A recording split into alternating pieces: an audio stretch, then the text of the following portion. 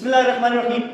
Dear students, आज के session के अंदर मैं आपको खुशामदीद कहता हूँ। आपका instructor Mohammad Aslam general electricity की क्लास के अंदर आज हमारा टॉपिक है कि रिक्वायरमेंट ऑफ फैन कैसे आपने जो है ना वो मालूम करनी है। किसी भी कमरे के लिए नंबर ऑफ फैंस की तादाद आपने कैसे मालूम करनी है, उसके लिए एक स्टैंडर्ड टेबल दिया गया है। यहाँ पे आप देख सकते हैं कि एक फैन का साइज दिया गया है। तीन जो है ना वो साइजेस में हमें फैन मिलते हैं। नंबर 1 36 इंच में, 48 इंच में और 56 इंच के अंदर। ठीक है, जब भी आप मार्केट के अंदर जाते हैं, आप किसी भी होम अप्लायंसेस की शॉप पे जाते हैं, फैन की रिक्वायरमेंट होती है आप तो दुकानदार से पूछते हैं कि भाई जी कौन से साइज का फैन आपको चाहिए। ठीक है, आप उसको बताते हैं कि 36 इंच चाहिए या 48 इंच या 56 इंच। ठीक है, तो ये जो टेबल आज हम डिस्कस करने वाले हैं ये स्टैंडर्ड टेबल है। ठीक है, यहाँ पे आप देखते हैं कि एरिया कवर्ड वेंटिलेटेड रूम। मुझे एक क्वेश्चन बताएं, ठीक है, कि अगर कोई एरिया मतलब बंद है, ठीक है, एक कमरा बंद है, उसके अंदर कोई विंडो नहीं है, कोई खिड़की नहीं है, कोई उसके अंदर एग्जॉस्ट की जगह नहीं है, सिर्फ दरवाजा है, तो उसके अंदर हवा ज्यादा अफेक्ट करती है या वेल वेंटिलेटेड रूम के अंदर अफेक्ट करती है? तो यकीनन आपका जवाब यही होगा कि वेल वेंटिलेटेड रूम के अंदर जो है ना हवा कम दखल या हवा ज्यादा असरअंदाज होती है। ठीक है, तो यहाँ पे भी आप देख सकते हैं कि 36 इंच का जो फैन है उसका जो एरिया ऑफ एयर है, मतलब जहाँ पे जो हवा फेंक रहा है और हवा फैल रही है कमरे के अंदर, ठीक है, वो एरिया 3.67 इंटू 3.67 मीटर है। अगर ये इंचेस का मतलब देखें तो 12x12 का एरिया जो है ना वो कवर करता है। ठीक है, सेम इसी तरह अगर कोई कमरा बंद है, अनवेंटिलेटेड है, ठीक है, वेंटिलेटेड नहीं है, तो वहां पे एयर स्पैन जो है ना वो कम हो जाता है।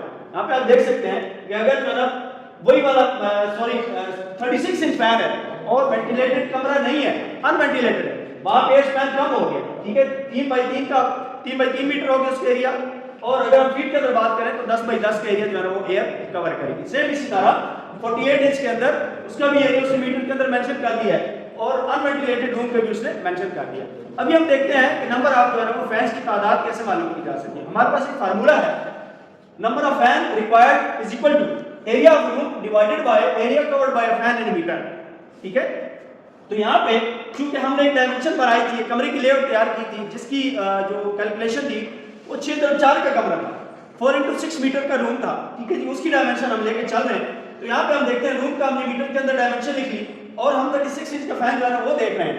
ठीक है, कि वो कितनी तादाद में बनेंगे, तो उसका एरिया कवर बन रहा है 3.67, उसको मल्टीप्लाई किया 3.67 के साथ, हमारे पास ये कैलकुलेशन है 6 4 24, और हमने जब इसका 3.67 को आपस में मल्टीप्लाई किया तो हमारे पास 13.46 आया। जब हमने इसको डिवाइड किया तो हमारे पास ये वाला फिगर आ रहा है 1.78। तो 1.78 को जब हम राउंड ऑफ करते हैं, ठीक है, तो हमारे पास नंबर ऑफ फैंस की तादाद कितनी निकलती है? 2। तो हमें पता चला कि 6x4 मीटर के कमरे के लिए, ठीक है, 6x4 मीटर के कमरे के लिए, नॉट फीट, 6x4 मीटर के कमरे के लिए अगर हम 36 इंचेस का फैन लगाते हैं तो उनकी तादाद हमें क्या पता चली? 2। ठीक है, सेम इसी तरह अगर यही कमरा है 6x4 का और हमने साइज चेंज कर लिया, 48 इंच लगा लिया हमने फैन, ठीक है, तो वहां पे आप देख सकते हैं उसका एरिया ऑफ जो स्पैन था, जो एयर स्पैन का एरिया था वो है 4.27 इंटू 4.27।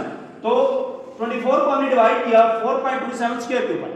ठीक है जी, तो जिसका आंसर हमें मिला है 1.31। तो यहाँ पे जब हम इसको राउंड ऑफ करते हैं तो हमारा आंसर आता है 1।